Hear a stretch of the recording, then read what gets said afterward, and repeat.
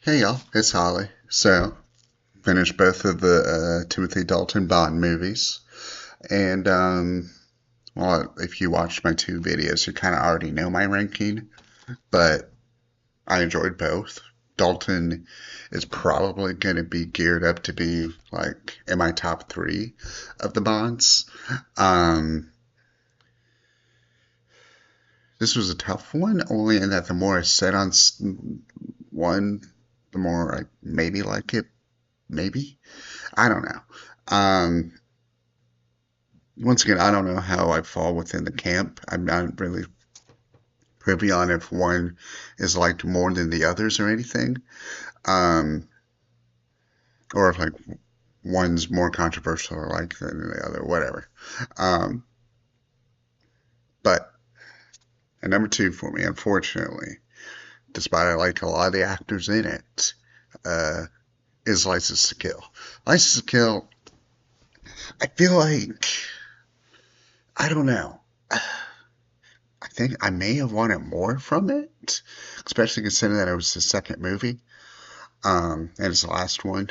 I don't think they planned it to be his last one. I think it kind of just happened. I'm not sure on that one. Um, because like all the villains are great, all the actors are great for the most part. The two Bond girls in it, Bouvier and Lupa, are kind of like stereotypical book Bond girls, where they're just like, "Oh, James, I love you instantly," like that, which I'm not a huge fan of. Um,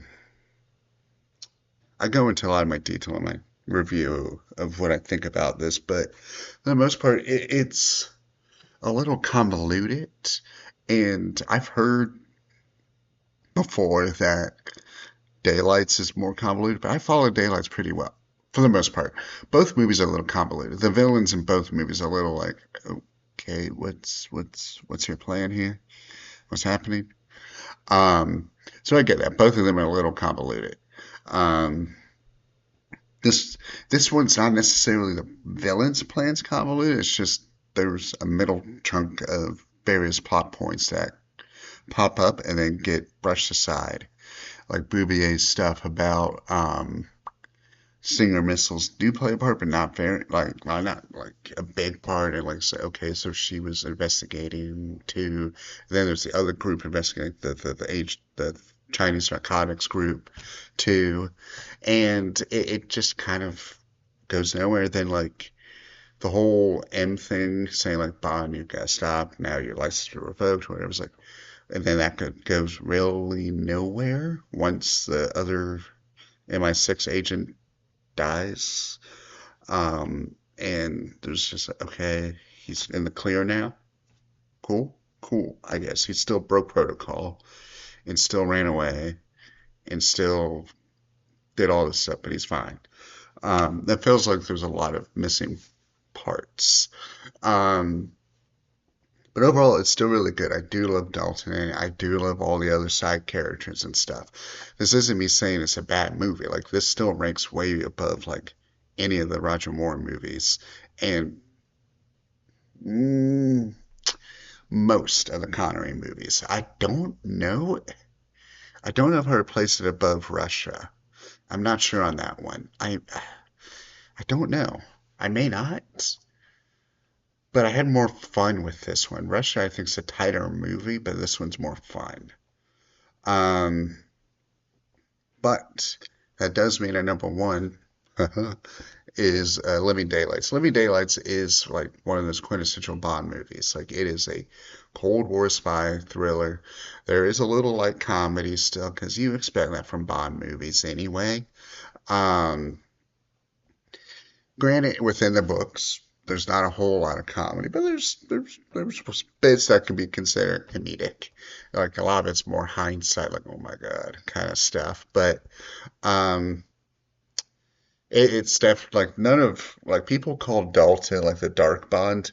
None of his stuff still even really approaches Craig in that sense, where Craig is much more dry. He's much more dark. No, I wouldn't say dark, just dry. But this one, like these two movies find a good balance of that.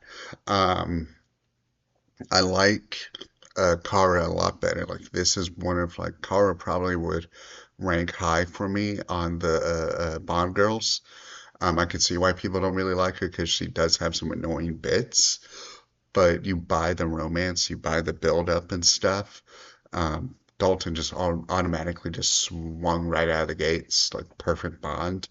Um, all the new additions, the new Money Penny works better in this one than she does in License. Q in both movies is having the time of his life, especially in License. License Q's the best Q I've seen. Um, but in Daylights he's still good. He's still fun. Um,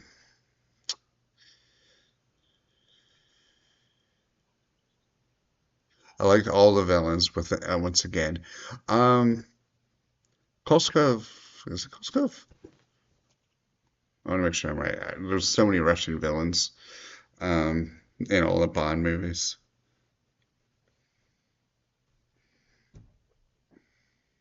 Yeah, Koskov. Koskov is fine. Like he's a fine villain. Um, Whitaker's the more interesting villain. I kind of wish we got more of him.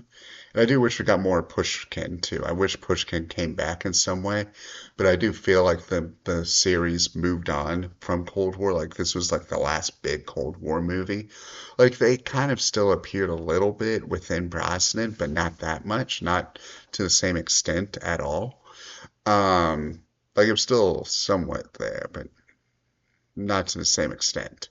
Because the Cold War was wrapping up by then. And it was a good wrap up for this series, I guess, for like the Cold War villains. Um, I had seen where like, and I agree with this, and I think I even made the point within my own review, but the movie would have been even better if Golga was like the was Pushkin's part.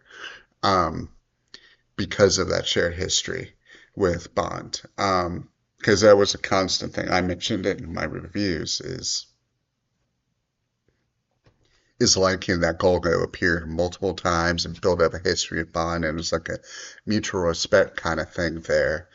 But the actor was not in the best health, so he could only appear for a little bit.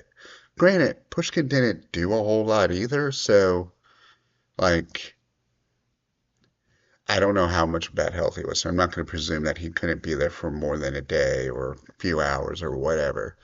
Um, but I feel like if he was the main one that had Pushkin's role, I feel like that would have been a lot better. Even though I do love John Rhys Davies, um, it would have hit harder for Bond and for the audience having Bond to be like, "Oh, I have to kill this guy that I actually kind of respect a bit," and even the audience kind of respects, I presume, because Golgar was like one of those honorable Cold War generals where he's like, "Yeah, no, like, yeah, I serve Russia, but I'm not evil, evil. I'm just doing a job."